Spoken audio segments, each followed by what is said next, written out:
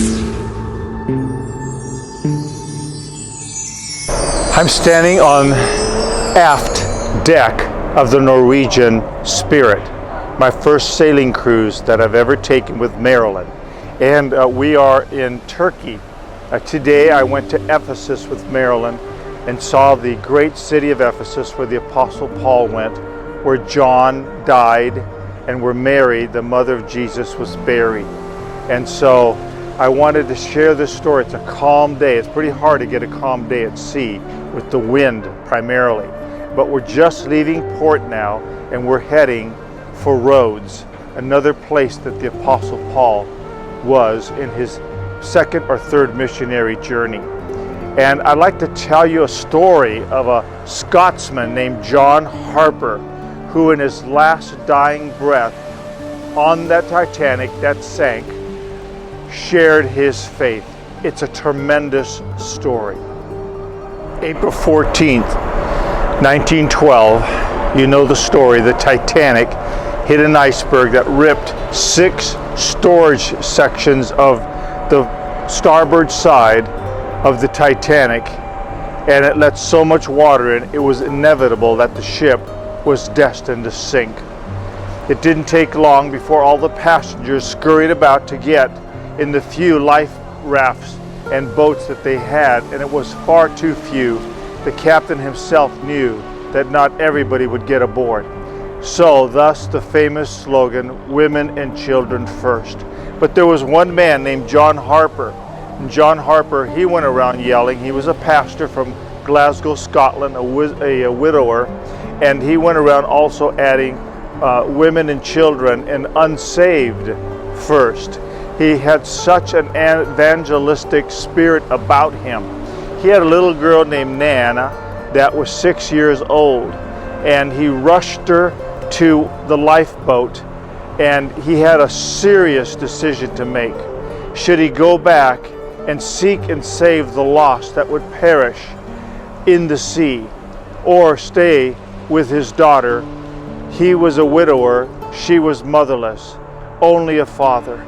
I don't know how anybody could make a decision like that, but he decided to let that little 6-year-old girl go, and eventually knew that relatives would raise her and take care of her, and indeed she did, and never begrudged her dad doing that.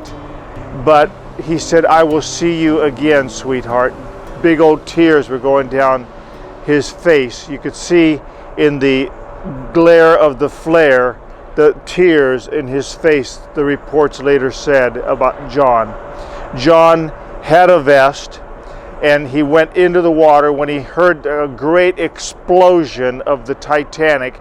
They thought that some bomb exploded, but what it was the ship broke in half and caused a tremendous explosion, the sound of that explosion. When he knew it was inevitable, he he jumped into the water and grabbed a driftwood, piece of wood or spar, chair, something he was holding onto. And he began to float around various people, telling them, "Believe in the Lord Jesus Christ and you shall be saved." A man came up to him. His name was Mr. Webb, another Scotsman. And he said to this man, "Do you know the Lord Jesus Christ as your Savior and Lord?" And the man said, "I'm afraid that I don't." He said, "You must trust the Lord." And he said, "Because of this, I'm giving you my life jacket. You need it far more than I do." So in the freezing, frigid water, he took off his life jacket and handed it to this man who was also clinging on debris. The man put on the coat, and the current and the waves and so on and so forth drifted them apart. But he said later that it wasn't much longer that they were both thrust together providentially by the grace and mercy of God.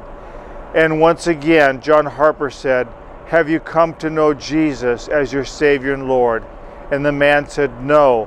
What must I do to be saved?" And John Harper there shared with him the plan of salvation, repentance, a brokenness for sin, and then asking Jesus to forgive him and cleanse him from his unrighteousness. The man complied and received Christ, only to be separated by the tide, current, and waves. And he never saw John Harper again.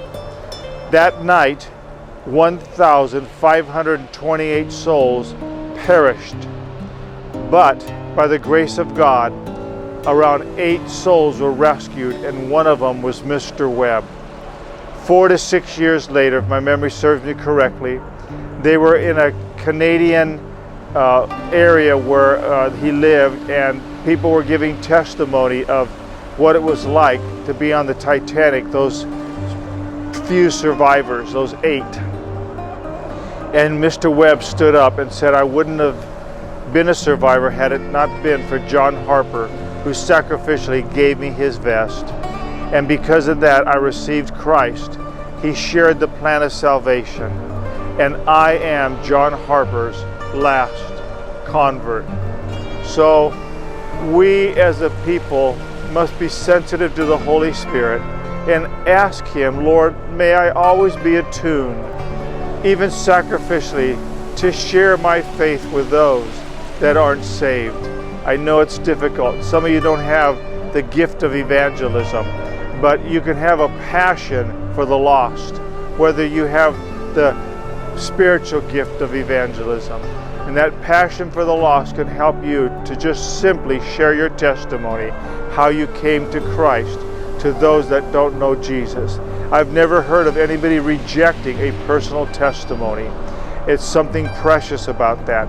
So you have the ability within you to share the Lord with friends and family, those that you know and those that you don't know. Never relent, never give up. There are people like Mr. Webb out there that will say later in eternity, Lord, because of this man or this woman, I owe my salvation because of your grace and mercy. I leave you with this word to pause and ponder.